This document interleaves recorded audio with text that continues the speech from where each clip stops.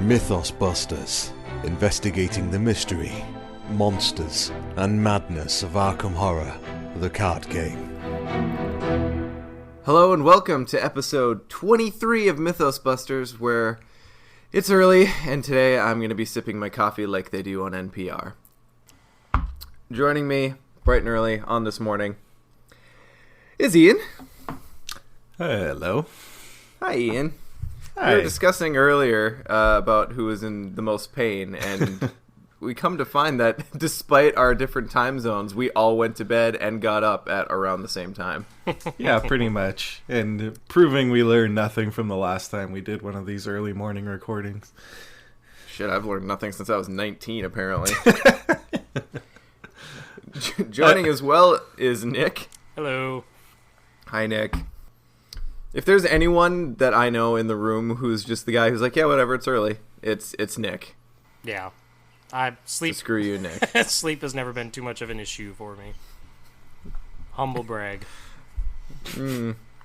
That's because you can turn like 5 minutes into a meaningful nap, and I've never understood it.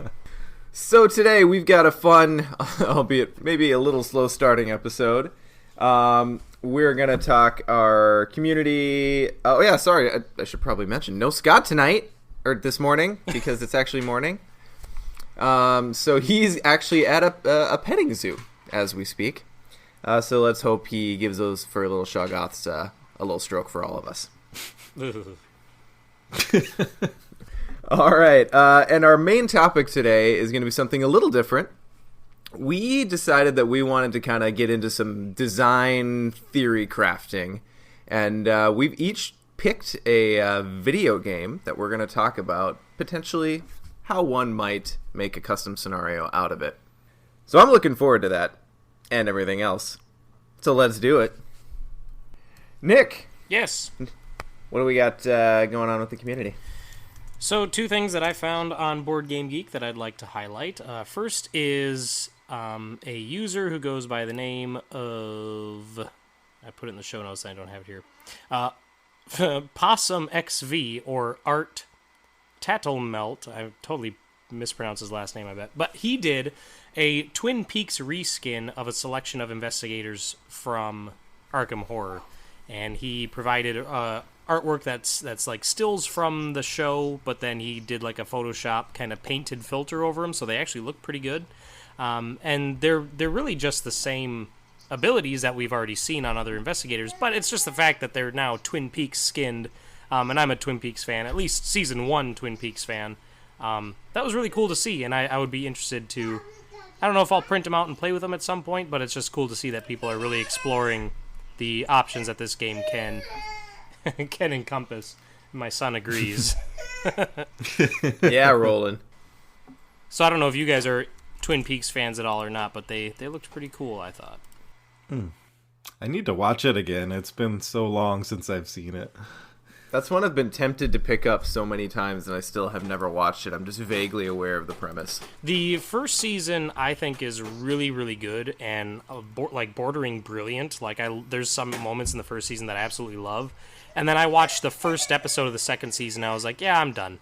And my wife has gone through the second season and has now started the more recent stuff, and everything that she says about it makes it sound like it's deviating further from being like a structured story and just becoming more of David Lynch just doing crazy Lynchian stuff in the setting, quote-unquote, of Twin Peaks, which isn't really what I am looking for, but I know a lot of people do like his more crazy, backwards style, so... What? Yeah, I do like David Lynch crazy movies, so maybe I would like that. Sure. For the uninitiated, what else has David Lynch done? I don't know what Lynchian denotes. He did Lost Highway. My favorite movie from him is Mulholland Drive, which is craziness, but yeah, that's a good one to start with if you ever want to check it out, I think. All right. And then the next thing that I want to talk about from the community highlights is another user on Board Game Geek who goes by Nikita, or Zarthben is their Board Game Geek handle. They created chaos cards, so for people who feel a little adverse to reaching into a bag and pulling out a token, this person has made a collection of cards that feature the symbols on them, and they actually look pretty good. Like, when I first thought about it, I was like, well, that sounds really simple, like, how cool is that? But he actually took the idea of the whole art style of Arkham Horror and implemented it into this stack of chaos cards that you can use in lieu of tokens. It's cool. I'm tied to my tokens at this point, but I like the idea of cards better than like mapping it to dice or something. Right, as do I. If there were an alternative I were seeking, which I'm not, but if I were seeking an alternative, it would probably be this. Yeah, agreed. It does seem like there's an odd amount of people who had some issue with the Chaos Bag when it first came out. So I remember kind of hearing someone spitball this idea around. I don't know. Do you think? I don't trust my human shuffling well enough. Yeah, I barely trust my ability to like shuffle around tokens in a bag. So my ability to shuffle cards is even more suspect.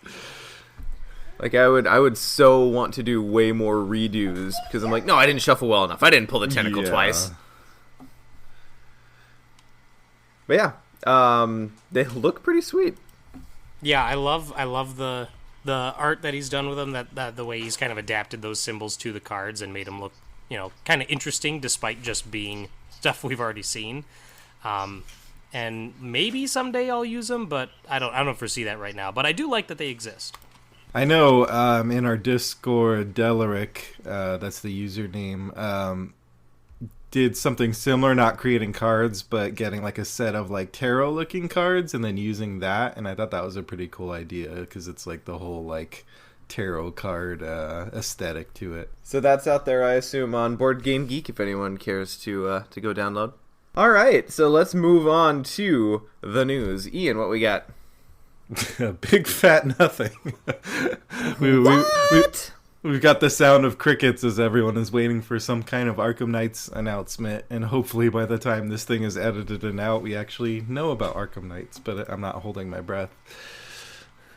Well, game dying, confirmed. This is our first episode without at least one news item.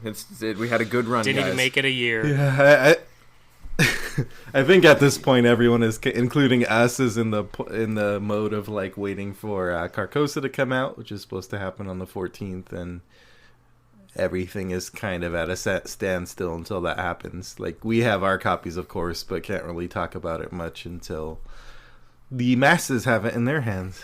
Or we could, but we only want to give you so many episodes per month where you have to skip it because it's super spoilery. Yeah, exactly. It's not what I call like timely, useful content production.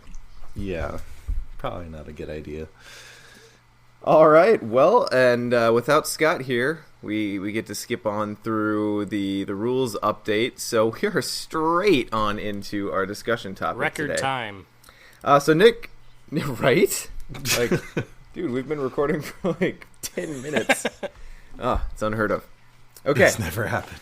So Nick, since this topic was your brainchild, do you want to run us up to it? Sure. So I listen to, like I mentioned before, I listen to a lot of other podcasts, specifically around tabletop gaming, and a number of them do these sort of like creative workshop episodes where they work together to either create something or they create something on their own and pitch it on the podcast, and then they just kind of discuss it. So I thought that's really easy to do something like that with Arkham Horror. So I decided that for this episode, we should do a custom scenario workshop where we pick a form of media, and each of us chooses something in that form of media, and then we adapt it to an Arkham custom scenario. So this time we're doing something relatively easy, video games, since they're already kind of in that gamified structure. There's a lot that'll just directly translate. And so we each picked a video game of our own choosing, and we went through a basic outline of like what's the overall premise, how do locations work, this, that, and the other thing. And now we're going to pitch that to each other. The idea, at least I didn't specifically say this because honestly I didn't really care, but my original idea was that we would keep the information to ourselves until the podcast, but these two put the notes in the show notes. So I'm the only one who's a secret at this point, so now I'm just going to play that up and go last and see if people can guess what I'm going to do and that sort of thing. But in lieu of that, Sean, do you want to start us out with your game? Oh, sure. This is one I've had percolating for a while. When I first basically read the rules for the game and kind of understood how it worked, I'm like, God, you know what? It'd be really cool to see if someone did a custom scenario in Rapture. So I chose BioShock. So basically the premise of this would be kind of to emulate the actual open world feel of a game like that. So the point would be to explore a really large map of Rapture and ultimately escape. So the acts would kind of act as a way for you to unlock different areas of the map to reach different objectives. And, well, I suppose I should back up for a quick second. Do either of you know BioShock, or am I just going to be spitballing something completely into the wind here? I know roughly Yeah. what it is, and I've played like a demo of the original. That's I've played it. about the first 3 hours of the original, and I'm familiar with like the concept and the themes of it, but the actual like gritty, like the down to details Right. gameplay, I don't know. So Okay, so just the TLDR for the non-initiated. The premise of BioShock as a video game is your character crashes in the middle of the ocean, gets stranded up on this little tiny lighthouse island. In the island, the only thing there is a submersible that takes him down to this underwater city called Rapture. And everything has just gone to hell. Immediately when you arrive, you get attacked. You see everything like there was a rebellion. People were trying to get out. Lots of people were killed, and eventually through the game's many audio journals, you just find that Rapture was basically made. It's kind of like it's heavily influenced by Atlas Shrugged. So this dude was like, "Hey, the government sucks. Religion sucks. Is a man not entitled to the sweat of his brow?" So he formed this underwater city as an escape from modern society so that geniuses could thrive. And you find out what went wrong in between. So that's ultimately, I guess, the premise that you'd want to get across with the custom one. So, I'm just trying to think. So yeah, like I said, the act unlocks new areas of the map. And I think the agenda could represent a few different things. Rapture itself is becoming structurally unsound, so things could start to fall apart. You could lose random locations on the map, things along those lines. And then the other thing that drives the plot in BioShock is there's this new kind of bioenergy source that they've discovered called Adam and Eve. And the splicers, who are kind of the random generic survivor enemies in the game, they're going around trying to harvest it, so they could collect it and possibly get stronger, that sort of thing. So, does that sound playable at all? I love and this is gonna be so much more evident when we get to mine, but I love the idea of a huge map because mine is pretty big. So your map is partially locked behind acts. Do you see it where as you progress through the act, you get rid of old locations and go to new, or does the map just continue to grow? Good question. So I debated kind of like, okay, how do you approach this to kind of make it feel BioShocky? And one thought I had is that basically the map you have out, whatever section of Rapture you're in, is essentially the subset of the scenario that you're playing. And every kind of module of locations has at least one resign location. And when you resign from a section of the map, you essentially save your game.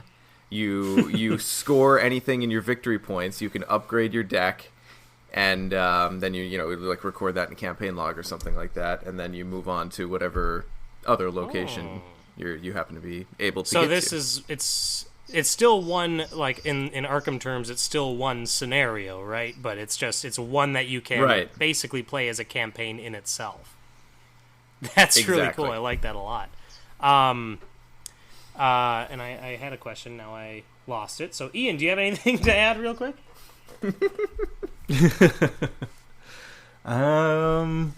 It's so hard because you guys don't know the IP that well, but Yeah, I mean, I like the idea of unlocking new areas of the map, and I know you're talking about the agenda having Rapture falling apart. Like, were you picturing, like, some of the locations getting destroyed, or...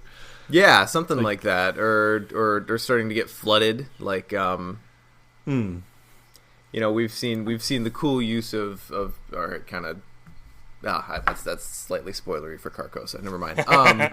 But yeah, so there could definitely be cool things you could do with the environment being an enemy, because so much about BioShock as a game is that Rapture itself is the most important character, and it's just so environmental like that.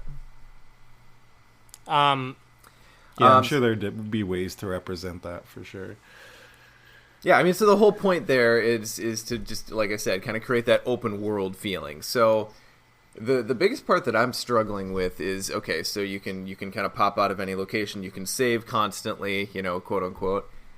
How do you then keep the agenda and the agenda advancing meaningful so that someone doesn't just go into an area, try to get a quick experience point, and then immediately resign before, like, the first agenda advances or something like that? So the best I thought was every time you save, you still have to record your current doom total, and you basically start back where you left off. So, like, the agenda and act wouldn't change generally.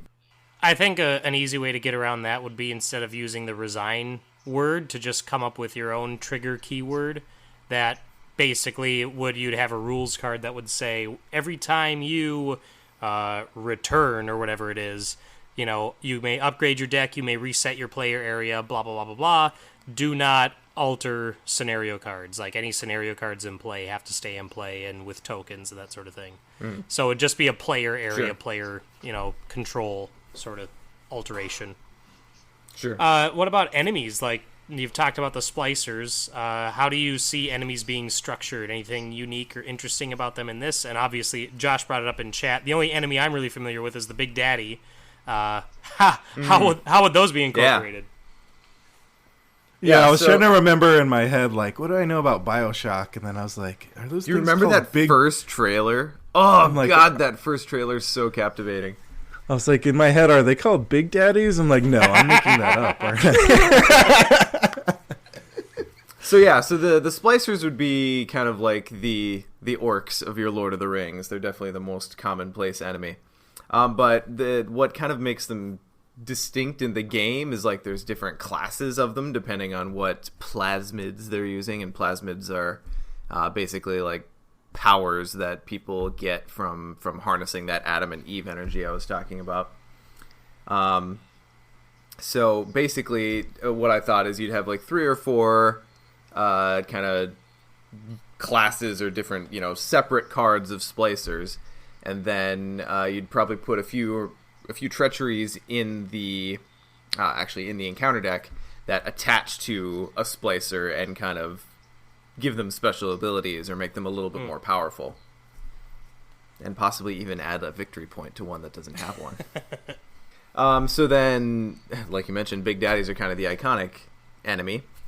So the whole point in the lore of a Big Daddy is they are protecting these little sisters. Because basically they found that for some reason young girls were able to harness and handle the Adam and the Eve and essentially harvest it throughout Rapture without being, like, negatively affected by it. So the whole point is the Big Daddies are guarding these little sisters because these little sisters are high-value targets. So anyway, the Big Daddies would be just big ol' enemies. And normally they'd have aloof, because in the game a Big Daddy doesn't care about you unless you're threatening its little sister. However, I would have it be some way that a little sister could get attached after the fact, or maybe some of them would come into play with little sisters as like a story ally. And then when the little sister is attached to the Big Daddy, it loses aloof. Oh, interesting. So it wouldn't be player choice to, like, engage the little sister and then that would call the Big Daddy. It would be more just like the presence of the little sister kind of puts them on, like, this super protective mode. That's cool. Yeah. Yeah, and then I mean, like, and to get around that, the big daddies would probably not have terribly high evade, so someone could kind of get around accidentally walking into a big daddy or something.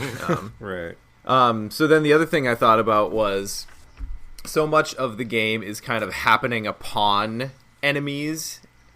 Like, not every enemy is going to immediately come out and start firing fireballs or Sure. bullets at you. So much of it is about just kind of coming upon characters moving around Rapture.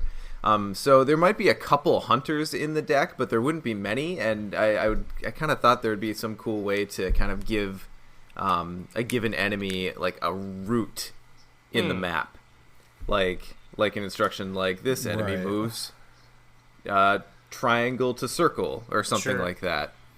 So that way, they're not necessarily hunting you, but you still kind of have to plan your movements around them if you're not looking to actively engage. That's really cool. I like the idea of independently moving enemies, like without care to the player. That's really cool. Also Lovecraftian. Right. Yeah.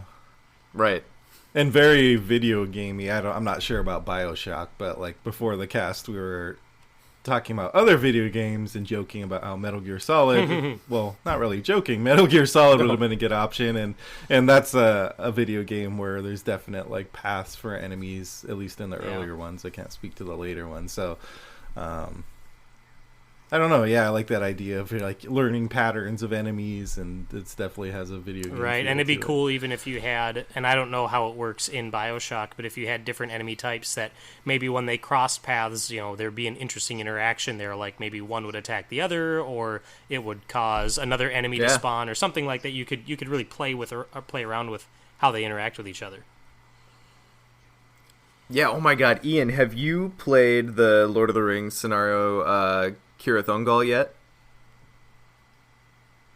Curious. I swear this is related. No. So it's the No, first not the yet. first quest in Mountain of Fire that we just got. Yeah, not Okay. yet. No. It's really fun. Do it. It made me remember that I do like Caleb's design when he's trying to do fun things. It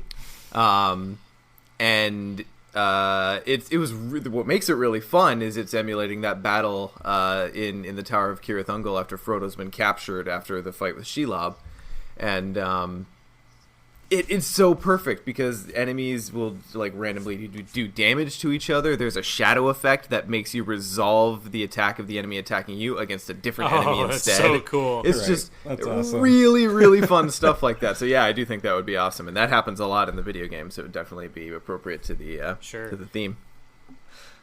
So then the other- last. Oh, sorry. Go ahead. Oh, so the other thing I was thinking about this, I don't know if this would apply to BioShock, but kind of thinking Metal Gear mode and like enemies. You just on want to paths, switch to Metal Gear now, don't you? Sean, stop doing BioShock. Do you know what I mean? We'd it'd have be to interesting- record. We'd have to have 700 different codec messages written ahead of time. Yeah. I would be hand that totally deck to the interested player. what a Psycho Mantis enemy would do. It'd be like, look at the back of your scenario pack. Play with this other deck. Look at the games in your game collection. You like playing Dark Souls board game, don't you? Hit the subscribe button on the Mythos Busters podcast.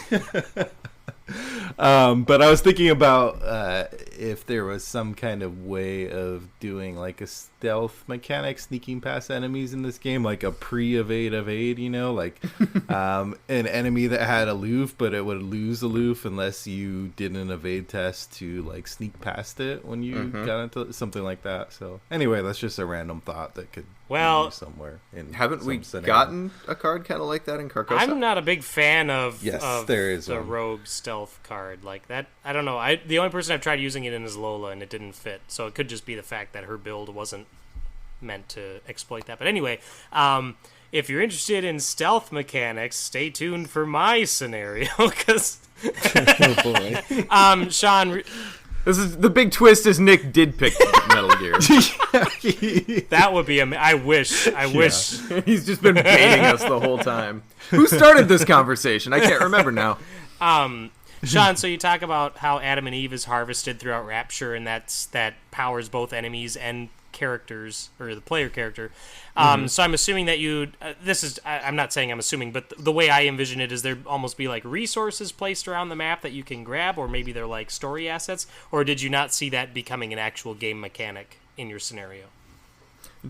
No, I did, and so I think either objective, allies or treacheries or whatever it happens to be would sit on these locations, and you'd have to go there and make sure no enemies are there and succeed a test or something, fulfill some requirement, and then I put victory points. I would put victory points on all. Of course, you'd put victory points on every card. Kind of. No, but the whole point there is that kind of the so what drives the character upgrade system in BioShock is mostly finding these plasmids to give yourself these different powers. You can like shoot lightning from your hand, or fire, or a swarm of bees. So those would be upgrade cards that would be part of this scenario. Okay, that's cool. And you would use your XP that you gain to add those cards to your deck on a save. Cool, I like it. So yeah, I think that's kind of the gist of what I theory crafted. This was all well, mostly late last night when I wrote this down, so I hope it's somewhat coherent.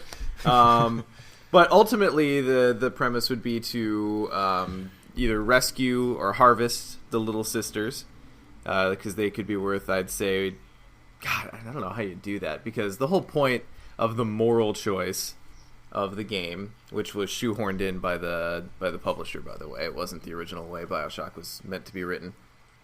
The whole moral choice was that when you defeated a Big Daddy and gained access to the little sister, you could either choose to harvest the slug that produces this energy that's in her stomach, thus killing the little girl, or you could rip the slug out, thus curing her of her current predicament and letting her go. But you would obviously harvest more so it's the whole light side, dark side thing. You could easily do it where they have VP, and after you defeat the Big Daddy, you may choose to either remove Little Sister from the game or add her to the victory display, and then Big Daddies could just have some sort of ability that's like, for each Little Sister in the victory display, this enemy gains +1 health or something like that. I mean, that would be the easiest way to do it, where it's like I get experience, but then later, like, everything's going to be harder. Like that would, it's not a moral choice, but sure, it makes the player think about it. I don't know how you would do the morality thing. That would be tough. I think you'd have to work it into the resolution. Sure. Oh, somehow. Yeah, that's good. Like, I don't know how exactly it would work, but like tracking how many you harvested versus saved or something. I don't know. See how dark you get of a resolution you get. Yeah, so then the I forgot if I were ever to implement this, though, when would I ever find the time? I would create a custom hero for it that's just Jack, because the whole point of the hero in BioShock is he's very silent protagonist. You like know nothing about him. Would he be neutral? Now, through elements of the story, yes, so he'd be neutral, could take like basically any card, and would be 3s across the board, and like 7/7 probably on horror and sanity. Nope, not horror and sanity. Health and sanity. So yeah, that was my BioShock idea. If anyone out there cares to steal my idea and actually implement it, I would congratulate you. Awesome. Ian, do you want to go over yours? Sure. So, after batting around a few ideas, including the old Jam Shadow of the Colossus from PlayStation days, because then I was thinking, you could research these big enemies, and each one has a different thing, but I decided ultimately to go with Life is Strange. I guess before I start, have either of you guys played this?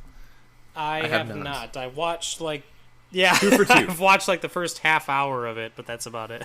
And I'm familiar with the basic premise, but the game mechanics not so much. Okay.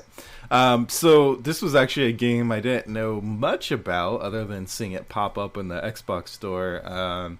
And then I was actually listening to the White Book podcast. This was a while back. And they have like a shout out to the White Book podcast, which is Game of Thrones podcast.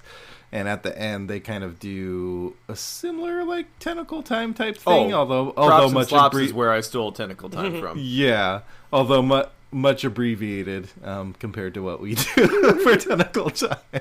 But anyway, the point is a couple of them were talking about this game, Life is Strange. So I said, okay, I'll give it a try. Basic premise for those who haven't played it, it takes place in a small town in Oregon called Arcadia Bay. You are playing the role of Max, who is a high school student, and she is attending this kind of like art type school, boarding school, where she lives there.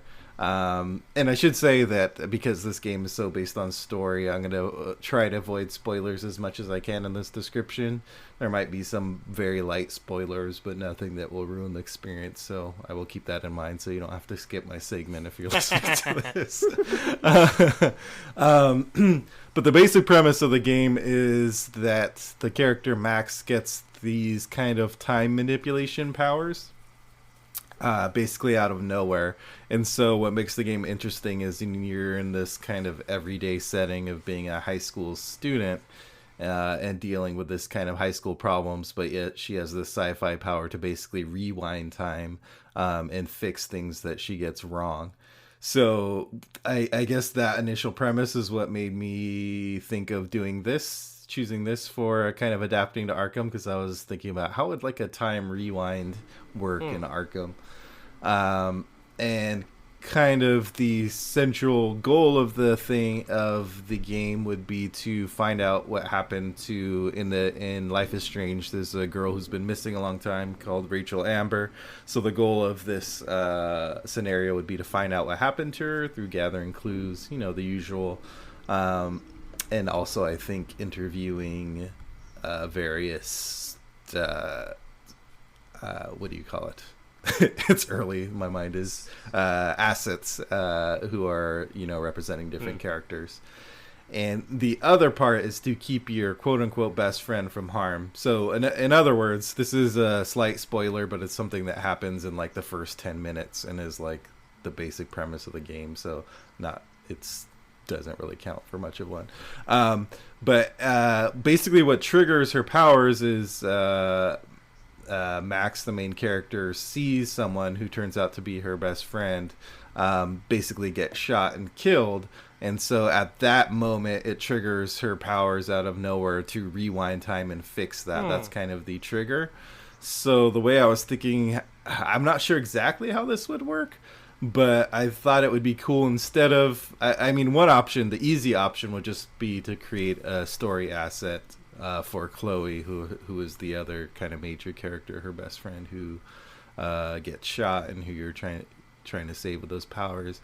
But the other option that I thought would be interesting is if somehow the game kind of picks, like once you get to, say, the end of the first agenda or act, whatever, if basically a unique asset, a unique ally, kind of is designated as the best friend of the lead investigator and is killed at that point. So your Dr. Milan, if he's out or if he's not, the game like pulls him out and then kills him in front of you. Oh man. And then you have to, rewind time and save him, and kind of Life is Strange revolves around keeping Chloe safe. So in a similar way, from that point on, that ally would be special and you're trying to keep them safe. So I thought that angle would be interesting because sometimes we get emotionally attached to our Milans and our Leo Lucas. So those are the two basic premises of the game. Would be, one, to find out what happened to Rachel Amber, and two, to keep your quote-unquote best friend from harm. And the act and agenda would represent, the act would be basically advancing to the next step of finding out what happened to Rachel. Again, kind of keeping it vague to avoid spoilers, but that would kind of maybe bring out new story assets that you can interview, potentially new locations that you didn't know about before that are connected to this whole thing that you need to investigate, that kind of thing. And the agenda would be basically all these kind of mysterious forces in Arcadia Bay advancing. The other part of the story is the game begins with Max having this premonition of a huge storm and tornado coming to basically wipe out Arcadia Bay. And so as the Doom and agenda advances, that's getting closer to happening. And also as that's advancing, then potentially other people might suffer bad things. As I said, I'm not familiar with the game's layout and all that, but though you talk about kind of having this dual objective where one is to figure out what happened to Rachel and the other one is to prevent bad things from happening to Chloe. So would the Rachel storyline be the act and preventing Chloe or whoever your quote-unquote best friend asset is, would that be just kind of like a sub-objective that isn't necessarily out there? It's just something that the player goes, oh, if I don't protect Leo, then I'm going to have a really hard time later on? Or is it going to be explicitly an objective? I think that, the main objective would be finding out what happened to Rachel Amber, but I think keeping your friend safe is both kind of an alternate, lose condition. Okay. If they die, then you're not able to use your rewind power, then you lose. And then also that... without delving too much into spoiler territory, as you go more through the story, then that potentially may become another aspect. Okay, that's kind of what I thought, but I wasn't sure that they'd actually end up being a little more linked than they seemed at first. Yeah. I should talk more about how I would imagine the time rewind power working, because that's kind of the central mechanic. And I don't have it fully fleshed out in my head. I'd be curious how you guys would implement it. So basically in the game, say someone dies or you pick the wrong conversation option and someone gets mad at you, you basically hold a button and it rewinds time. Everything resets and you go back to doing whatever.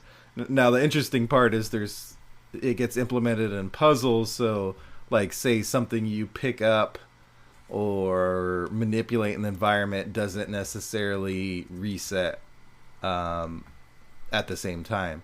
So if you pick up an object, if you rewind time you still have it, you know what I mean? So it's kind of a way of solving these different puzzles, because you can go and do something, get that object, rewind, and kind of save some time that way. Or say if you say the wrong thing, maybe you'll unlock some information that you can rewind time and go use that information the next time you talk to them, which they'll see as just being the first time you talk to them. Anyway, so I was thinking that it could be a power that you potentially acts almost as a mulligan. So if you draw an encounter card or draw a chaos token, then you can essentially rewind that and go back. Now there has to be a downside, which there is in the game as well, that as Max uses the powers more and more, it starts affecting her health. She can only use it so much. So in this case, I was thinking it would be a sanity damage type thing every time she uses it. So that you can't just infinitely use it. And the other possibly more interesting part is if you're actually able to rewind your turn, everything resets except for even including enemies you engage or enemy movement and stuff, but you would still keep any clues you gathered or stuff that you got recorded, remembered on your campaign log, that kind of thing. Do you think that would be too hard to remember? Say you reset after you in the midst or as a reaction to your third action in a complicated turn. Yes, that was one of the things that I was wondering about. It would have to be limited somehow. I don't know. Maybe you could only rewind an action or two and not the whole turn. The one thing that came to mind for me when I was picturing this, and this is purely, it's a little fiddly, but I was thinking just in terms of how this game could do sort of a back and forth, stepping back in time, stepping forward again, that sort of thing. is have an asset, like a story asset card that's two-sided, so kind of like we see with Sophie with Mark Harrigan, where one side represents, like, not your current time, but it just represents, like, time A, and the back side is time B. And so all it is, as, like, one free action per turn, you can, like, take a horror and flip it. And when you flip it, then you take all of your current resources and clues and your tokens and put them on the card, and then you reset your pools back to when they started. Your story assets would obviously carry over, so that evidence stuff, like you picked up, like you mentioned, picking up items and all that, those would stay. But you would sort of reset that. Maybe the character would have an ability that would let them take a card back in the hand from discard pile when that happens, something like that.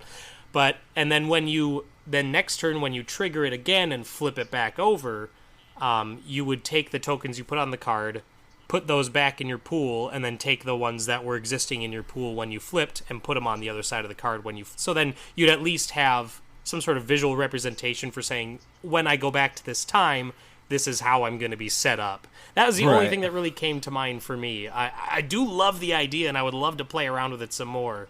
But that was the first kind of knee-jerk thing that went through my head as far as, well, that could work.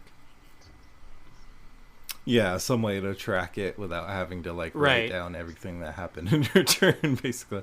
Yeah, I think it could work. It would just take some massaging to find the balance between really nailing the feel of rewinding time without making it a headache for players. And maybe, God, could this even work? Where maybe every time you enter a location, you put a resource on it. And at the end of the round, you have to discard the least recent resource, and then at any time you activate the power, you could potentially go back to any room or any location where you've got a resource or something like that. Yeah, I think something like that could work, I think that might fall apart almost pretty quickly. Well, the good one of the things about her rewind powers is when you use it, you can only go back so far, right? So that could be potentially if you did something like that, then that would represent once one of those tokens disappears, you can't go back to that point anymore. Yeah, because the other thing too is it's how figuring out within it's easier to do in a video game where you rewind time and you're doing conversations and stuff, but how to implement it in this kind of card game situation and letting you redo things without taking away any of the tension of I can just redo my tentacle, and I'm always going to succeed at everything. Obviously there's the kind of sanity damage to limit it, but still let's take horror so we can redo this rotting remains. Yeah. Yeah. That would be something I would do. Exactly. So one of the ways I thought to make it more interesting is, I guess I'll talk a little bit about how the locations would work. So there's different parts of town in the game, and those would basically be the locations. There's the school, obviously, which is one of the central locations, Chloe's house, a junkyard, diner, etc. Different parts of town where you can kind of gather clues. But one of the ways I thought of making the rewind more meaningful is by having each location be associated with a particular story card. So for those of you who haven't played Carcosa, story cards are a new type of card that have a story on it. But the good part about story cards is they kind of give the designer a freeform way of just throwing more text or situations out there that don't fit on any other type of card. So I was thinking that each location could have a particular story card that provides a puzzle or a different conversation you have to have, a piece of information. And then basically how that would play into the rewind thing is that potentially you get a piece of information, you remember that you have it on your campaign log, but then for whatever reason you would actually have to rewind time to implement that in an earlier part of the game, to a location you were at before or something like that. Yeah, so then on the back of the stories, is that where you'd have different outcomes based on what Right. happens when you flip it over or something like that, and that's kind of what you'd be using your power for in that regard. Yeah, so you'd Okay. flip it over, get an outcome, maybe you have to rewind it to flip back over to the front side, using what you learned from the back side, stuff like that. That could work, yeah. It's kind of like in Rougarou where you you are taking like the second option, and then you flip over to try to deal with the werewolf. You flip it over, see the big list of requirements of what you need to do, flip it back over, then try to implement those. Like a kind of a similar idea, but using this whole time manipulation thing. You definitely didn't pick an easy one to adapt. Like, this is a challenge, but I like it. I like the implications. Per usual. That's my usual MO. Don't pick the easy stuff. And if I wanted to get even, I think you could probably do a mini campaign out of everything that happened, but I was trying to envision it as one scenario. But I did like the idea of there are moments in the game where Max does these even deeper time manipulation, like going even deeper into the past, into her past. And so I thought it would be cool to, like, all of a sudden, if you go way deep, that you have to do a whole separate side scenario where you're, like, way back in her past. So it's like a whole separate scenario where you do that. What if when you start the scenario, you have, like, a 20 experience deck, and then when you delve deeper into Max's past, you're like, okay, now remove any cards that are 3 experience or more. That... I think we'd leave the bones buried. I wouldn't. It just occurred to me that would be interesting.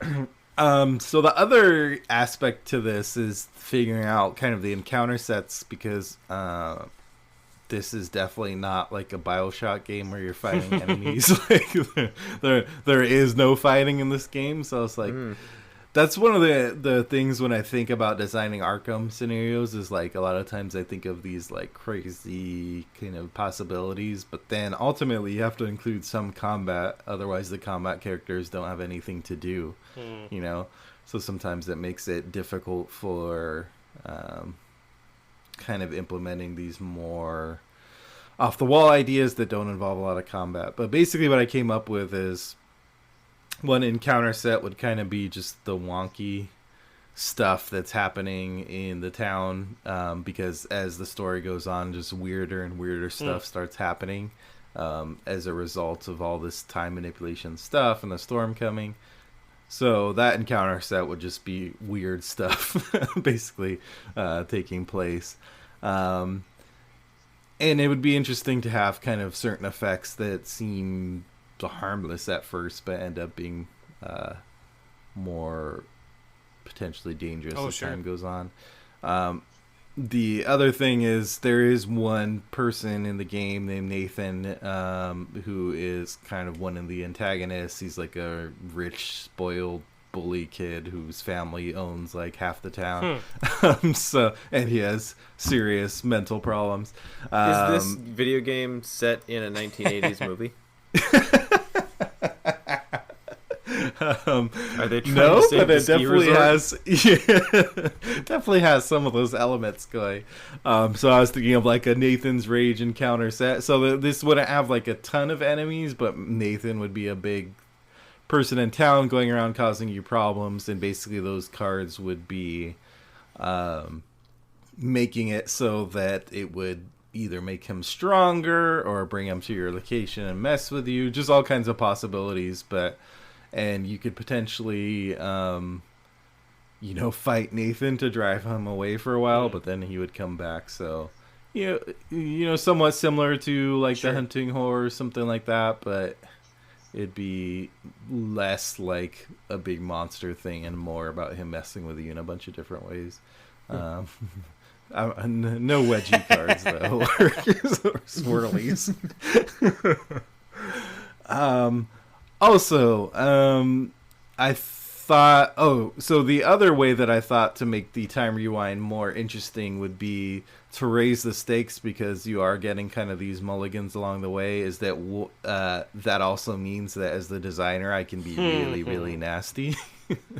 Oh boy. and have treacheries and stuff that are just outright trying to kill your best friend, that designated best friend character. I kind of nicknamed this the Final Destination. So like you save them, but the world is going to try to keep killing them in lots of different ways.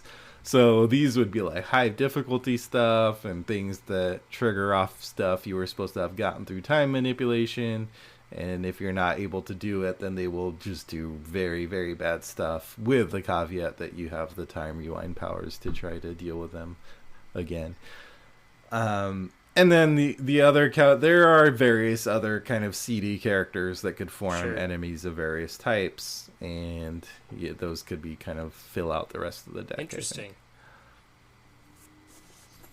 So, I don't know how much you can talk about this without spoiling the game, but the final encounter bullet points. How much do you want to? If you want to skip it, that's fine too. It's funny because for those of you listening, we have our show notes, but like with different bullet points, and the earlier bullet points have like fully fleshed out, and then the final 2 bullet points, I'm just like one bullet point that just says a few different possibilities. Moving on. Yeah, it's hard to get into without spoiling too much, but I in general terms, I would probably have a few different paths leading towards the end, and the final encounter might look differently compared to like the choices you made along the way, and also depending on I think one potential to kind of work the time manipulation as well is kind of how much you ended up using it. If you're keeping track of that might affect the final encounter as well, to kind of add even more. I like that a lot. Consequence to using that mechanic. So those would kind of be the big things. I think ultimately, again, this isn't a big battle scenario, so the final encounter would be something more of a puzzle than a big battle, I would say, compared to a lot of other scenarios. Cool. And I was thinking a cool player reward, if you were integrating this in a campaign, is you've been shepherding this best friend asset around and saving their life. I think it would be cool if one of the possible rewards, there would be a set of different rewards depending on your choices, but it would be interesting if one of them was like an asset that kind of enhanced your relationship with that asset. So now you're best buds with Leo or Milan, and I was just thinking that it should be, if you save them, you should have a card that attaches to them, and they become permanent, and they don't take up your ally slot. Oof. Yeah, like it sounds like this would. Yeah, exactly. That would be well worth it. Like charisma, right? But only for that 9.0. one character, which obviously is the one that you want charisma out for. Yeah. Anyway. But you know what I mean? Like that would be. And maybe not permanent, but it sounds like it'd be a long and intense scenario, and it sounds like it would take a lot of like tweaking and probably a lot of replays in order to get to that point. So I think that would be a pretty valuable reward.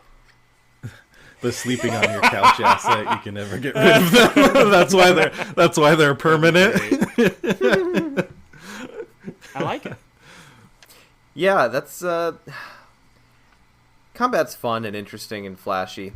But I do think this game has the mechanical skeleton to really... I'd love to see, fan-made scenarios do this, and I'd love to see maybe an actual official cycle do this in the future, to just put combat on the back burner and kind of lean on the other parts of the... Problem is you have a whole class that's dedicated to combat. Like Guardian is pretty much... They've got tools, but the core of their class is dealing with combat and then recovering from combat. So it's like, that's when you think about Guardian, those are the first 2 things that come to mind for me. So it'd be, like the way that I like to approach combat is I like to approach it less as like, now you're in the fight scene, and more as like, this is another delay that's going to eat up your actions, so you need to deal with, you know what I mean? Like, approach it from it being more of a hazard and less of a set piece. Sure. Yeah, I think you would have to have enemies, but yeah, I think if you... Like, I think the whippoorwills are a good example of, like, an enemy that follows you around and harasses you, and the guardians can use their powers to get rid of it, but it's not necessarily an in-your-face combat thing all the time. I think a scenario could have more of that type of enemy and still give guardians stuff to do, I guess. Well, I was going to say, should I just jump into mine then? Yeah. All right. So, I'm sure, and this was just like my knee-jerk reaction, and it's not going to be a surprise to anyone, was to do Bloodborne. Like, Bloodborne would be awesome. It has horror elements. Disappointed. That was not. No, it's not waiting Bloodborne. an I hour. did not do Bloodborne. That was my knee-jerk reaction. Like I said, it has horror elements. It has, all that. But I'm like, it's so combat heavy. And I had already started, like, to play around with this idea of making player cards that were Bloodborne characters and all that. And it kind of worked, but it also really didn't, because Bloodborne's it's a character action game. Like, its whole focus is combat. And like we literally just talked about, Arkham Horror does so much more than combat. Like, combat is one of the many facets of this game. So I was like, what can I do that's a game I know really well that uses combat but isn't all about combat? And it hit me yesterday, and I pounded out the notes at work, so they might be a little haphazard, but Alien Isolation is one that I decided to go with, because I love that game. It's one of the very few newer games that I've beaten more than once. I don't normally do that too much. But, so, if you're not familiar with Alien Isolation, the idea is that you are in this huge space station that has fallen into disrepair. And the story reason why you're there is because you're playing Ellen Ripley, Sigourney Weaver's daughter, and you're trying to find the black box recording from the Nostromo, which was the ship she was on in the first Alien movie.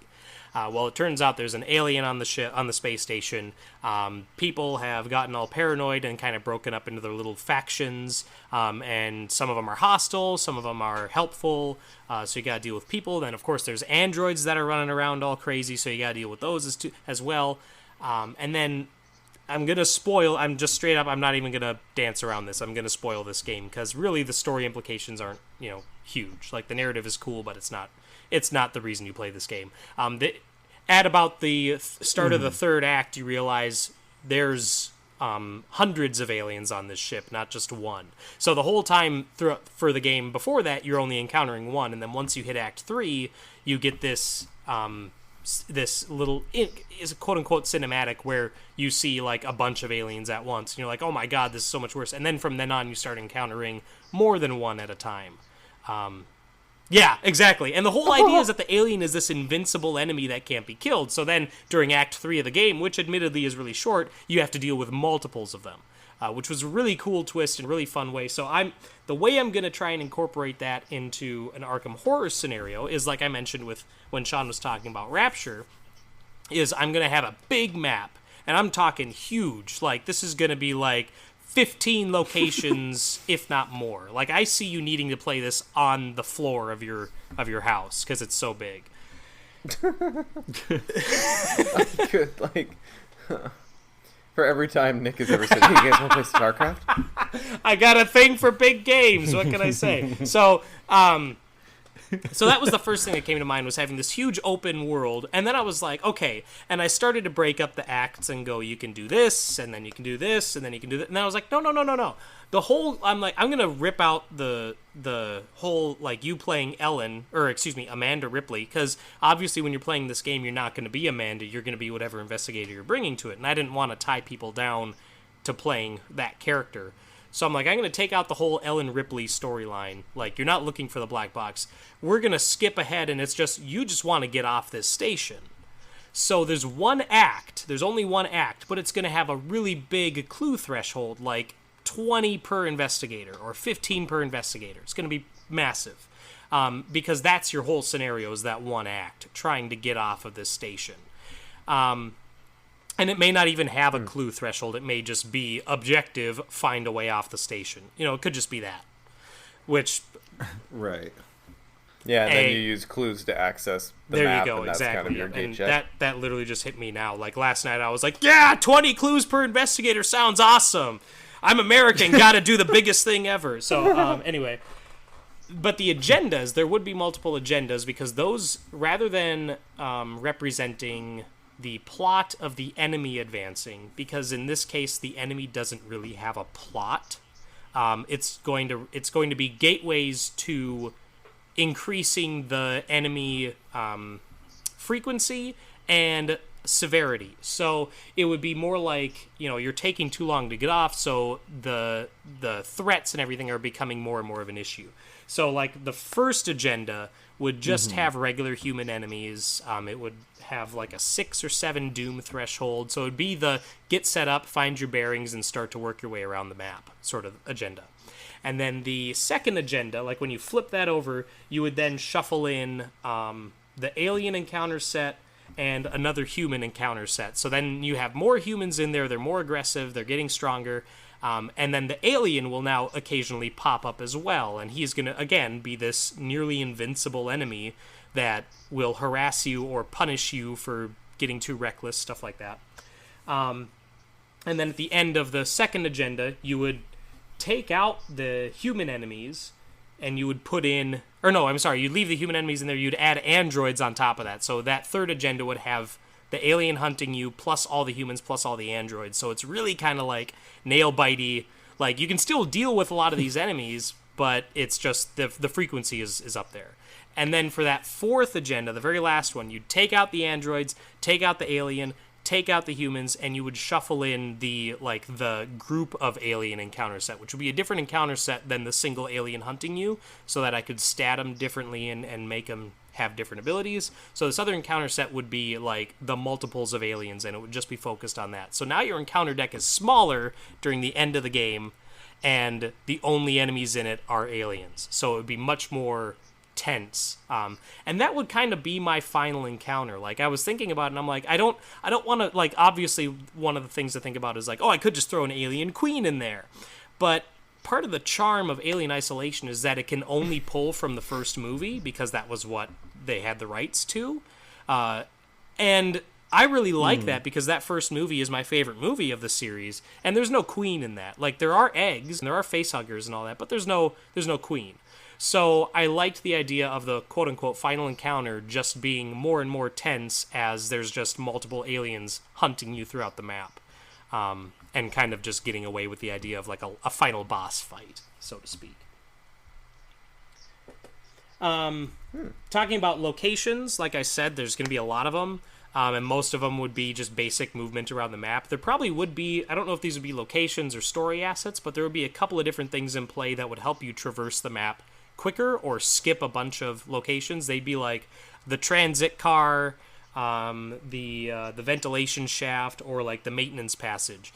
And each of those would allow you access faster to further areas of the map. So like the transit car would take you to, say, I don't know, the trauma center faster from wherever you are. And the ventilation shaft would take you faster to like the, I don't know, the science area.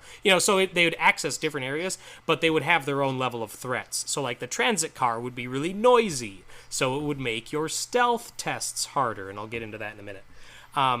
The ventilation shaft would be quiet, but your likelihood of actually running into the alien would go up because he uses the ventilation shafts too. So you'd Oh man, you have to have the like story Yeah, asset, the little tracker. Yeah, that's what I was thinking. Yeah, with the beeps. boop boop. just You like cannot. exhaust it, and if you drew an enemy, exhaust the motion tracker and draw a new encounter card, something like that. Like, that'd be cool. I didn't even think about that. Good God, all the stuff I'm missing. All right. And then something like the maintenance shaft would be loud in there, so your stealth would be harder, but it would be something like the only enemies you can encounter would be like androids or something like, or maybe just humans. I don't know. So they'd all have their own threats and their own benefits as well. What else did I have on here? Okay. So moving on to encounter sets. Now this one I actually broke down. I didn't break down like by how many cards, but I was like, okay, this encounter set, and I kind of went over that already. There'd be the Sevastopol Station set, which would be the core of the deck. That would not change at all. And that would be where your stealth mechanics are built into. So you would occasionally have situations, I don't know if it would be on a treachery that would call for a stealth check, or if it would just be, one idea I came up with was like, if you end your turn more than 2 locations or more than 1 location away from where you started, you'd have to make a stealth check at the end of your turn. Like, I wasn't sure how exactly to work it.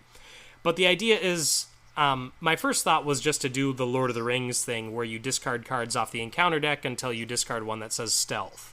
And then you're like, okay, I made it. But then I was like, that kind of, like, removes the whole, like, and like the whole thesis of Arkham, where it's like you're testing your character's skills. Right. It can also confirm that it can cause some very like I liked that they tried it, but at the same time I knew I didn't want to do it for this scenario. So what I ultimately decided on was to make it an agility test that is influenced either by the shroud of the location you're moving out of, or the location you ended up in, or it's influenced by the map in some way. And I didn't, because I have so much going on already, I didn't want to add like stealth +1 to locations. You know, I wanted to make it work into either the clues remaining or the shroud that's on a location or something like that. So, but it would be an agility test. And the whole idea is that if you fail, the agenda would have different ramifications if you fail. So if you fail in the first agenda, it would be, you know, discard cards until you find a human enemy. The second agenda would be, it would start being the alien, obviously. And then, oh, go ahead, Ian. No, I was just saying, I think that's a fair way of doing it, like, because agility is like the rogue thing, and rogues should be all about stealth and sneaking. So I think tying it to agility makes sense to me. That's all. Like I said, I know I have a lot of stuff going on, like a lot of moving parts in this already, and with it being so big, it's going to be very intimidating. So I wanted to, if I'm adding a stealth mechanic, I wanted to make it as like easily adapted from the core game as possible, and it seemed like agility was the way to do that. Right. And then obviously the alien encounter set, the one where it's just a single alien hunting you, would have a lot of cards that would force you to make stealth tests, because there's only one enemy in there. It might have 4 or 5 treacheries that each force a stealth test, and then they each have different ramifications, obviously one of the more prominent ones being spawn the alien at your location. So You think you could argue stealth being applicable to intellect as well?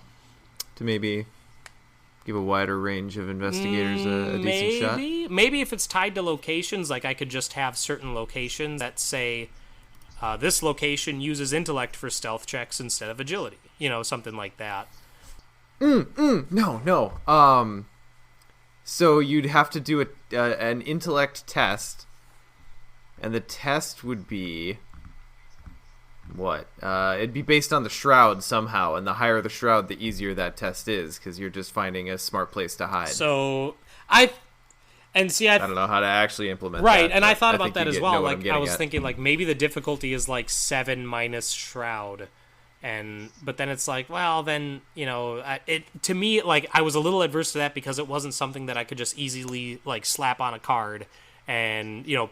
It felt like it was another layer of mind work, which I wanted, or like thinking that I wanted to. Not that I don't like intense scenarios, because obviously I do. It's just that I wanted to limit how much I was throwing at once. But I do like the idea of Shroud influencing it, and you would think that higher Shroud would make it easier because it's like a busier location, or easier to, you know, hide information or yourself, apparently. But yeah, it's still up in the air. Like I'm not exactly sure what I'd do. I think if you did keep it tied to just agility, it would be a matter of like giving other investigators ways to boost that ability or use something else. You know, like so tying it to movement, like you're saying, like if you didn't move this turn or moved only one, then you get like a bonus to your agility or something for that test. And okay, so now here's the kicker, and it's at the top of my notes, and I didn't even mention it. I didn't even mention it yet. So, So there's one act, okay, and it has just escape the station on it. So that's that's what you have to do to advance the act and to quote unquote beat the scenario. However, as you move through the station, you will encounter, there will be story cards, and there will be you'll encounter other situations, friendly story asset characters, stuff like that, that will allow you to put into play additional act cards next to the existing act card. And these additional acts will have a clue threshold that's like 4 per investigator or 2 per investigator or whatever. But they will have objective, only investigators at such and such location may spend clues to advance this. So those would be ways where it's like, okay, we don't need to do this, but it could give us something really cool, but it forces us to go to this other side of the station and kind of focus our attention there for a little while. And then there'd be like 3 or 4 of these different additional acts, and they would provide you with tools in the future, like they give you the motion tracker, for instance, or like the flamethrower, or they would just like give you extra clues, or they'd have some sort of interaction with the scenario that isn't necessary to beat the scenario. I do like that idea, though. Yeah, because then you have to weigh like the extra time versus potentially it makes your later experience easier, or at least more manageable if you have a big flamethrower or fled the station with gas. Yeah, and that plays into what I really love about video games, and one reason why I love the Bloodborne so much is because I love the idea that your first time through you're really kind of exploring it and like getting an idea for what the game is all about, but then your second and your third time through you are literally just like, all right, how can I speed run this? How can I do this as fast? And it's like, avoid those side acts and just just game it as much as you can. Like I kind of love that aspect of gaming. And so this scenario would have a way to work with that. I love Network 57 just brought something up in chat, and I love it.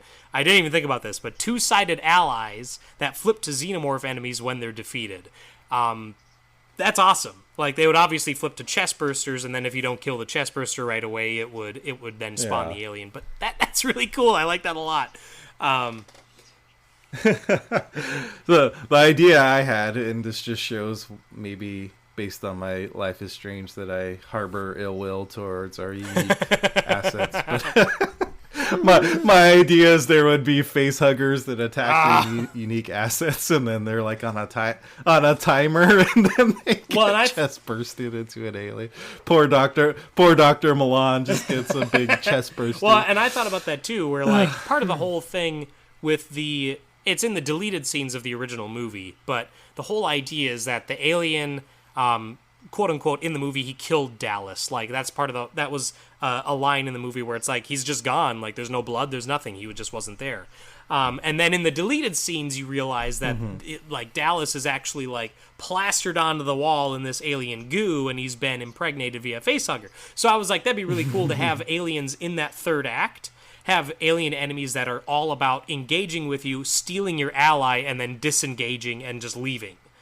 So, like, that would be really cool, too. Yeah, exactly. God. So, yeah, like I said, Final Encounter, there really isn't one. It's really just ramping up that enemy frequency and difficulty. And the fact that the only enemies in the game now are those super strong aliens that you can, like, I don't even know...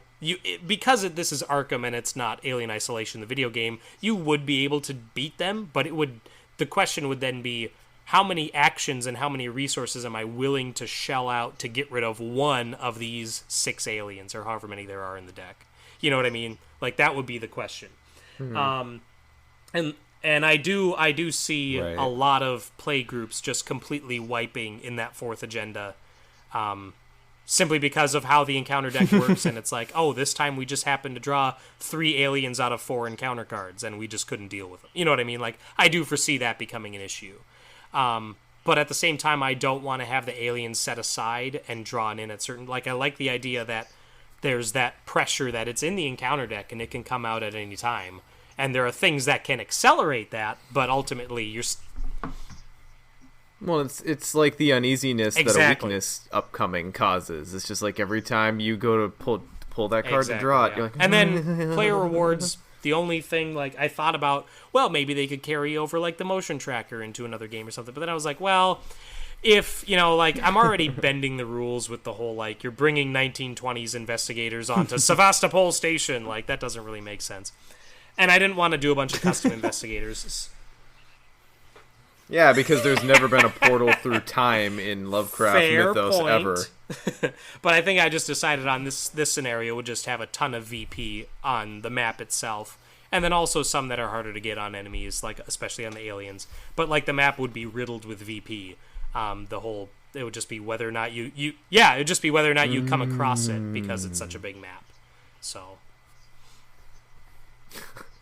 Riddled with VP was my high school band's start debut band.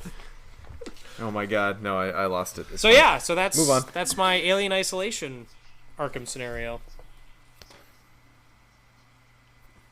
That's awesome. I know when originally we were discussing this before we settled on video games, we talked about, you know, adapting all kinds of stuff like movies, and Aliens was one of the things that popped into my head first. Oh yeah, and there's enough good. like even looking at the bad movies in that series, there's enough like different settings and different ways that they approach the alien situation that you could have a lot of fun with the Alien franchise in Arkham.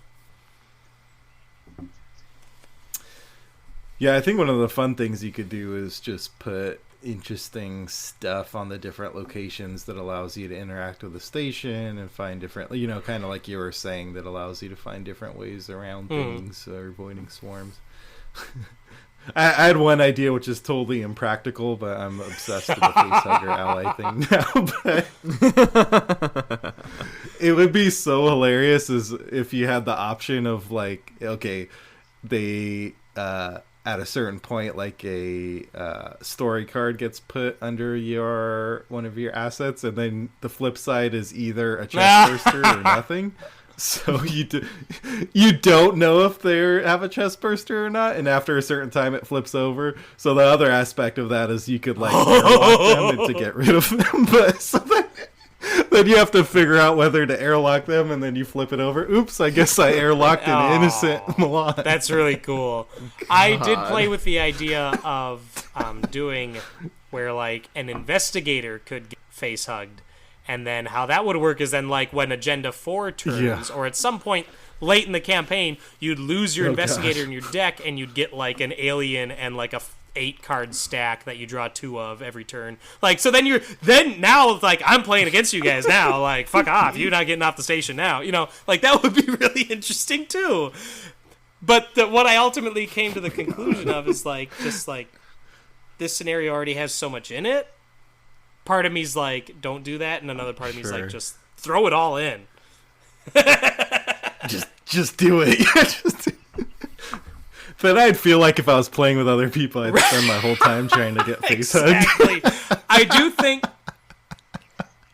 I mean, if we're being fair, the aliens were definitely the most fun race to play in the AVP games. Just like.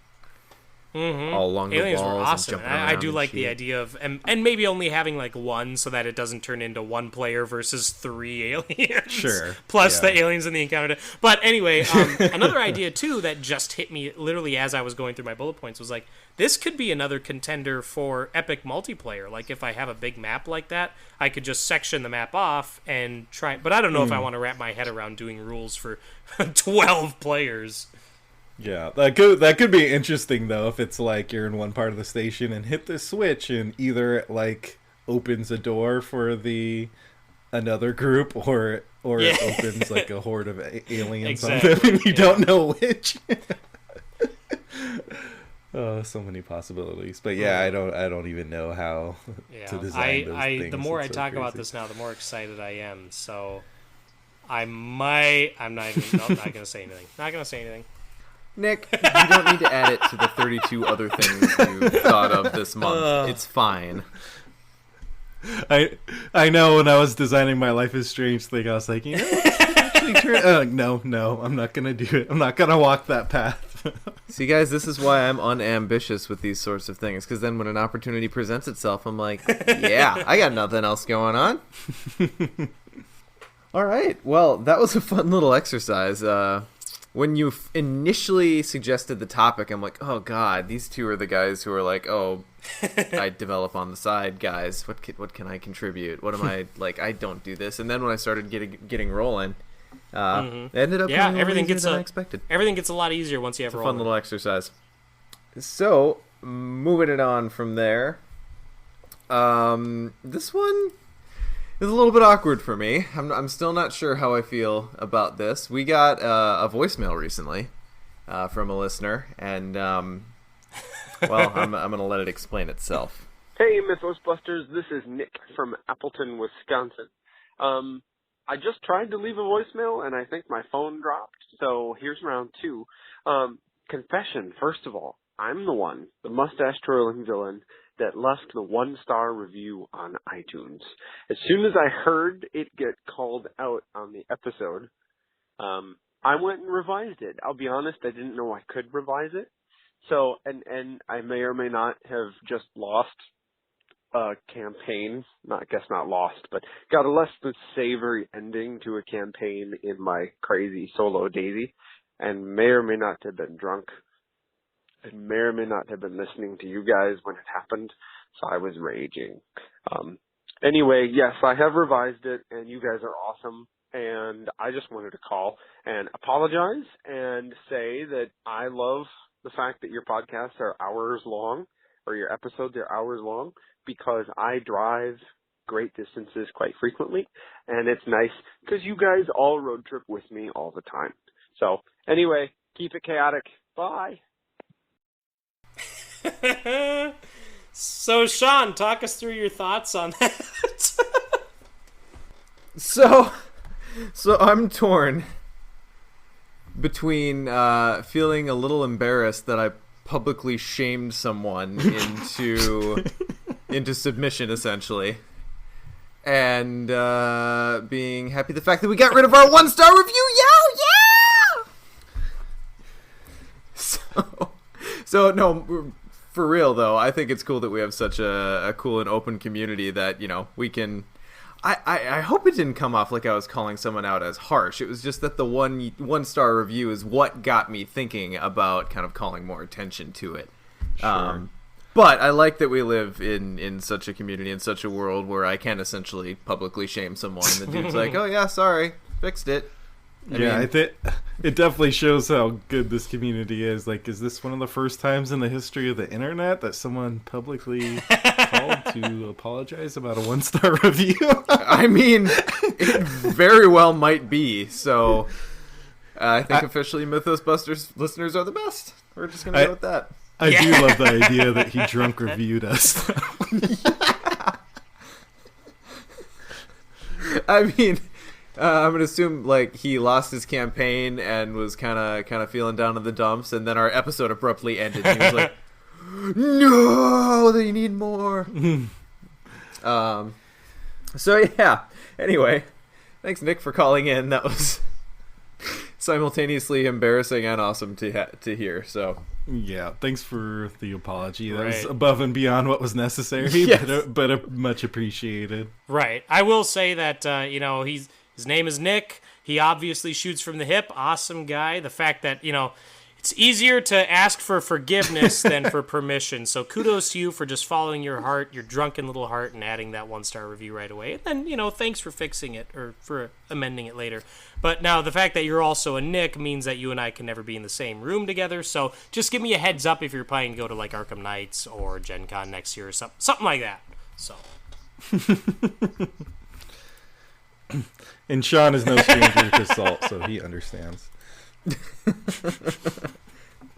I'm pretty sure I would have left a 1-star review after Where Doom Awaits. So I'd like to think that I too would go back and change said review after I come Worst to my card senses, game so. ever. Let's all endeavor to be the person who changes their 1-star review. So speaking of which, I don't think we have any new ones, right? So we escape unscathed from Correct. crappy impressions. Yeah, I believe so.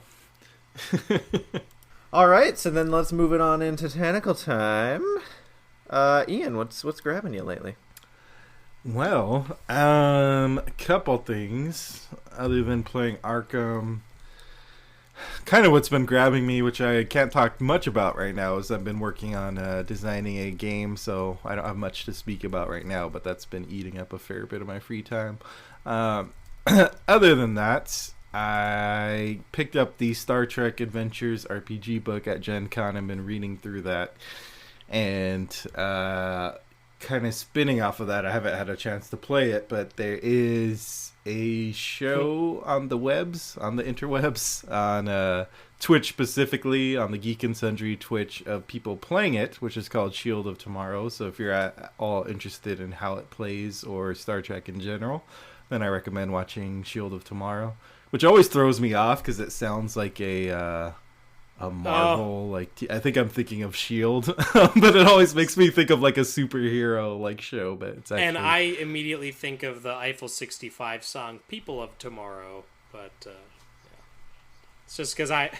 Oh God! Not all of us are lucky enough to realize that Europop was the best this was from thing their produced album in Contact, 2001. which came out 2 years after Europop. Like I unapologetically love Eiffel 65. So. Well, I'm sure everyone who listens to the actual recording will know what I just said. I said it. Yeah, sure. Ah, damn it! Your microphone. I unapologetically love Eiffel 65. Like I really do enjoy their music. So, despite the fact,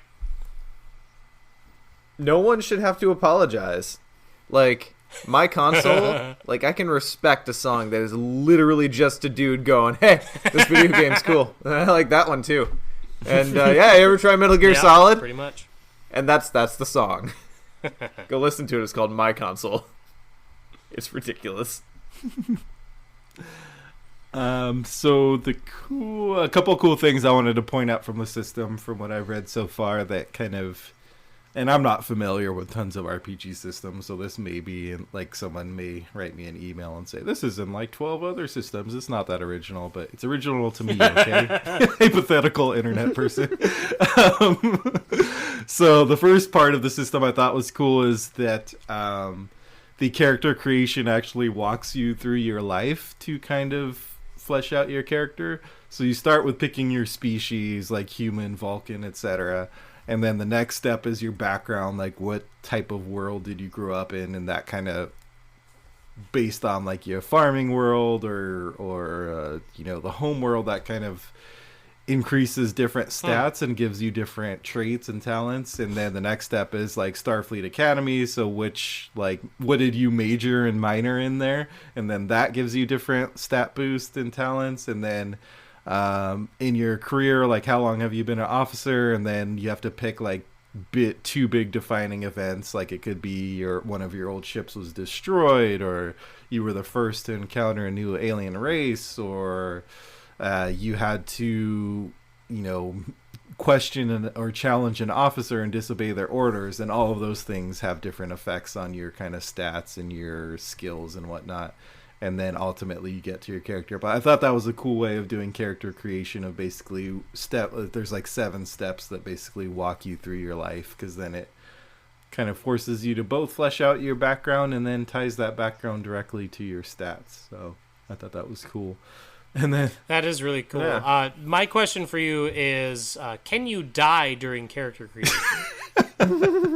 I guess you technically could if you pick that as one of your events. I died. That's it. Because there's, I believe it was Rip up the Traveler, character which sheet. is a sci-fi RPG, which is a sci-fi RPG that it does that sort of background character creation through background establishment, and you basically pick like a category and then roll. You could roll for an effect within that category, and I think the game recommends you do. And there's usually 1 or 2 different options in there that just straight up kill you, and so it's like I guess I'll start a new character. Good thing it's still session 0. That's yeah. Wow. That is ambitious. That might make someone give you a 1-star review. I think they'd be more okay killing their character during creation than during gameplay. Sure. And the other interesting mechanic in the system is, because a big part of Star Trek is character, like a weird thing will happen, and then they kind of sit around trying to figure out what's happening. So there's actually a whole system for coming up with hypotheses and running through the scientific method. Which Oh my god. Yeah. So, oh my god, that's the nerdiest thing I've ever heard. It really is, and it's so cool that they actually implemented that. It could have just been a part of the role playing, right? But there's actually a system, so you come up with like 3 to 5 hypotheses of what you think is happening, and then basically, I'm trying to remember the exact mechanics, but basically the GM will tell you whether one of those hypotheses is right or not. If you get it right, then you keep going. If you get it wrong, then basically they get threat, which is like stuff that the GM can spend to do nasty stuff. So if you get it wrong, then you're making it harder for yourself. And then from there, you pick one of hypotheses and do some rolls to pursue it, and it's a whole thing. But it's just I thought it was so funny that That's they included really a whole cool. scientific method thing in the system. But yeah, that's me. I'm going on a cruise for the first time next week, so I'm going on the ocean. That's about it. Trying to figure out if I should bring any games or not. I think I'll just bring code names probably. Oh, dude, just disconnect. Oh god, I'm so. I would jealous say right you might get a day where you're walking around the deck of the ship and you're like, well, there's the water still. I could go swimming in the pool, but I did that yesterday. I could go do yoga, but I did that the day before. Like, what do I do for the next? I'd love to play Cobra Paw on a rocking ship. Cobra Paw would be nice. Oh, Cobra Paw would be So- awesome if I had that. Oh, I gotta buy it. It's for sale at like Target now, guys. Or you can get it on Amazon with a Gen Con 17 promo Then code again, for like 20% like off. I love playing it, but at the same time, I kind of only want to play it with Brandon because he does not like losing, and like I mean, like he takes it in a good way, but at the same time, he's always just like, how can you keep doing that? And it's just like it just makes me feel good. That was probably Yeah. the best random, hey, let's stop and try this moment of this year for sure. Fucking Cobra Paw. All right, Nick, what's been grabbing you? So what did I even put anything on the show notes? I don't have anything on the show notes. What has been grabbing? You did not. I got to improv, guys. What have I been doing? Well, lately, Yes, and lately, despite the fact that I still have freelance work that I am taking care of, during my little bit of free time between jobs, basically, and family time, so for like maybe a half hour at night after everyone goes to bed, and I'm too tired to do like work, I have been putting together thoughts and ideas on a custom campaign, as I've talked about with some people, and I've actually am pretty close to finishing my first scenario. I started it probably months ago, and then I had like 3 months where I didn't touch it, and now I'm dipping back into it. It's in its third version, so a lot of the stuff has been tweaked and polished and gotten to where it actually plays like an actual scenario now. Like, the first run was like, okay, does it work? Yes. All right, now let's make it fun and interesting. And now I'm to the point where I think it is pretty fun and interesting. And as Ian said when I first teased it, or when I first shared it with the Custom Scenarios channel, he said, the train scenario emerges. And he's right. This is my train scenario. Now, let me preface this. I know I have complained a lot about Essex County in the past, but know that my complaints were about it being a train scenario that the train wasn't moving. Those were small complaints. My complaints about Essex County were in the grander scheme of the campaign and that sort of thing. So I hope people aren't going into this going, well, let's see if he makes the train scenario that's better than Essex County. Because that's not what I'm trying to do here, obviously. I'm just trying to make a scenario that's compelling and engaging and is a good launching point for this campaign. Shut up, Dave. It's a good launching point for this campaign, and that's still fun and interesting. And I think I've gotten to that point. And also, you hate Matt Newman and want to. And also, yeah, totally. Forget Matt Newman. I can do Arkham better than he can. Yeah, that's all I got. Anyway, no, I love Matt Newman. He's great. But I did share the version 3 link in the custom scenario channel of our Discord, if anyone is interested in giving that a try. I'm not quite ready to say that it's finished, so there's that to think about as well. But at the same time, it's would agree that I would say that it's pretty darn close. So, yeah. Other than that, what else has been going on? My birthday is at the end of this month, so I've been getting details and plans in place for my 30 hours of gaming for my 30th birthday. I don't like to throw myself birthday parties, but this was one that I was like, the numbers just line up too much, and it's on September 29th into the 30th, so... Yeah, because 30 is a very normal number of hours that one would endeavor to game. We'll see how much. Sean will hopefully be there. A number of other of my friends and family will be there as well. Oh, I will be sleeping at some point. Oh yeah, I'll be honest with you here. 30 hours is not something I'm not 19 anymore. I don't even know if I can do it. Like I'm old, Gandalf. I talked to Kip about it, and I was just like, now I need a second man, and I know that Sean will try, but I know that he's gonna need sleep eventually. I'm like, will you be able to stay up? And Kip was just like, yeah, I can do it, no problem. But knowing Kip, he'll probably be one of the first ones to go to sleep. So. Yeah, I was about to say. So I fully expect to sleep for 4 hours at some point, but then that just means we'll have to extend the end time by that much amount. So, see, this guy and his napping. 4 hours isn't sleeping. That's a moderate nap. So I'm looking forward to that. I'm starting to put together an RPG session for it. There's also another friend of mine who I met through our community theater who has offered to run a role-playing game. So I might take him up on that and say, I would love to play in an RPG for once. Or not for once, but for the first time in a long time. And then the one that I'm planning... I ran something 6 years ago. Yeah, you started to run 2, but we never made it past character creation on the second one, so... Well, no, we did it a little bit into the Edge of the Empire campaign. Oh yeah, Star Wars. That's when the group splintered and everything just kind of got. I was talking about this. I was talking about the second Mass Effect campaign that I actually had 2 PCs made for, and I couldn't decide which one I wanted to play. If I wanted to be the Cerberus spy or my, the second version of my original character. Oh God, that's right. Mm-hmm. Oh man, I had a whole storyline set up for that one. Yeah, I liked Cerberus before Mass Effect 3. Mass Effect 3 just turned him into the mustache twirling villains, and I was like, they're boring now. Mm-hmm. But Mass Effect 2, they were at least a little complex. Yeah. 2. Oh yeah. Yeah. So, but anyway, it's still assholes, but at least a little complex. Right. So I'm prepping for that 30 hours of gaming and get an idea for what games will be available, what ones I should actually start putting work into getting ready for, and I will have my first custom scenario ready to go by that time for sure. I might have a playtest version of my second one depending on how ambitious I am and how quickly I can wrap up this freelance work that I'm doing. But that's it. That's all that I got. All right. Well, for my part, my last couple weeks have been ridiculous. Basically, I don't feel like I've actually recovered from Gen Con yet, just because things have been so relentless ever since.